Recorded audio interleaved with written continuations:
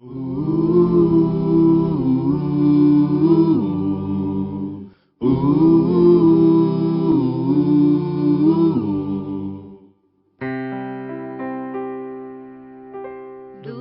teu falar,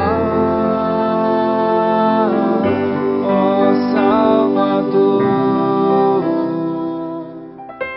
jamais vou duvidar, é encorajador. Alimento Diário, Série E, Então Virá o Fim. Título do volume 4, Senhor, revela a mim a tua glória. Autor, Miguel Mar. Título da semana 3, Senhor, revela a mim a tua glória. Quarta-feira, ler com oração Romanos, capítulo 10, versículo 4, que diz: O fim da lei é Cristo, para a justiça de todo aquele que crê. Despertados para ouvir somente a voz do Senhor. No Evangelho de Lucas há um ponto importante sobre a transfiguração de Jesus no monte.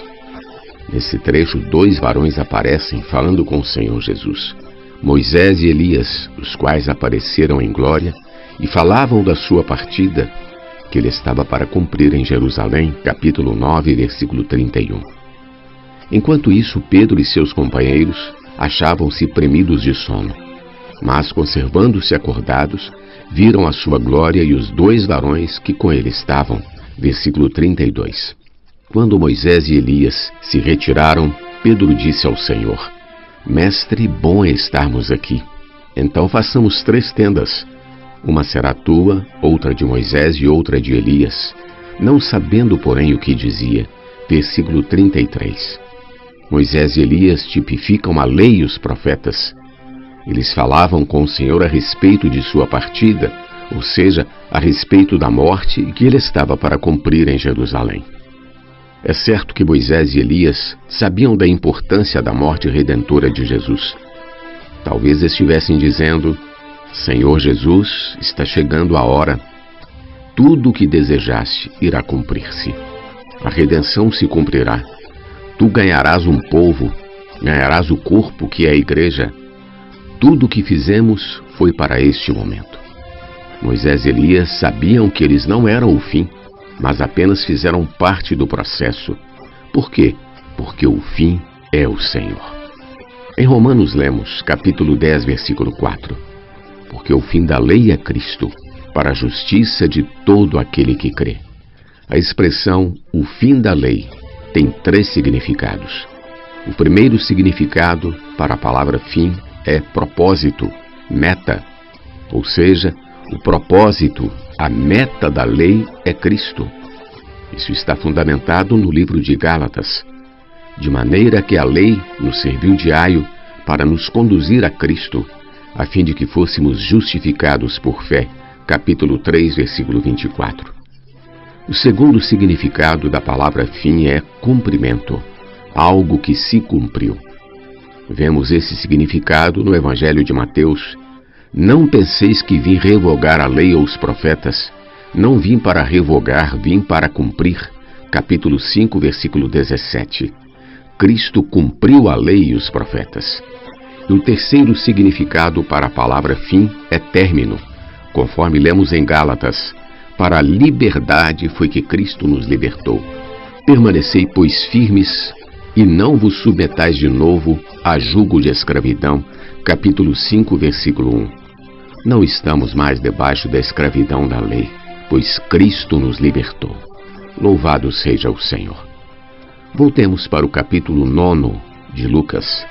Pedro viu o Senhor em glória. Viu também Moisés e Elias e disse: Mestre, bom é estarmos aqui. Então façamos 3 tendas. Uma será tua, outra de Moisés e outra de Elias, não sabendo, porém, o que dizia. Versículo 33. Para explicar melhor, vejamos o que é dito em Marcos. Então Pedro, tomando a palavra, disse: Mestre, bom é estarmos aqui e que façamos 3 tendas. Uma será tua, outra para Moisés e outra para Elias, pois não sabia o que dizer por estarem eles aterrados. Capítulo 9, versículos 5 e 6. Observemos a afirmação de Pedro: Mestre, bom é estarmos aqui, Então façamos 3 tendas. Em outras palavras, ele parecia dizer: Senhor, aqui é bom demais. Vamos ficar aqui mesmo e fazer 3 tendas? Por que Pedro queria fazer as tendas? Para morar. Ele queria permanecer ali. Estamos falando sobre edificação, e em mensagens anteriores vimos que não é hora de pensar em nós mesmos, mas temos de pensar nos outros, em nossos irmãos. Se você diz: bom é estarmos aqui, vamos ficar aqui, significa que você não se importa com os outros. Assim, a afirmação bom é estarmos aqui é uma afirmação egoísta, pois mostra que Pedro só pensava em si mesmo e não se importava com aqueles que não tinham subido com ele. Pedro também disse: façamos 3 tendas, uma será tua, outra para Moisés e outra para Elias. Marcos capítulo 9, versículo 5. Já nos foi explicado que ele estava colocando Moisés e Elias no mesmo nível de Jesus. Mas, sob o ponto de vista da edificação, precisamos perceber que não estamos aqui para fazer tendas para Moisés e Elias. Estamos aqui para edificar a casa de Deus. Pedro queria construir tendas para Moisés, para Elias e para o Senhor. Mas nós estamos aqui para edificar o corpo de Cristo, a igreja.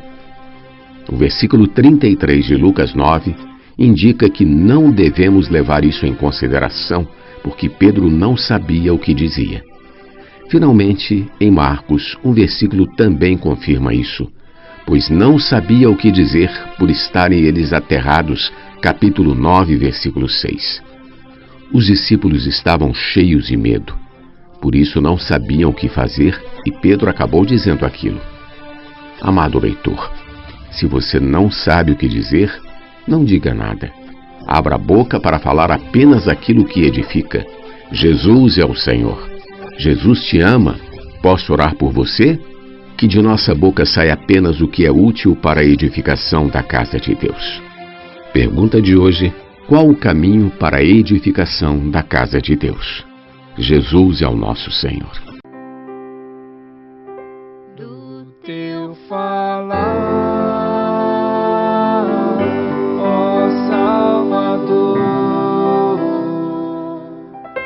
jamais vou duvidar, é encorajador, fiel me faz andar, faz tua glória eu ver, o mal vem derrotar,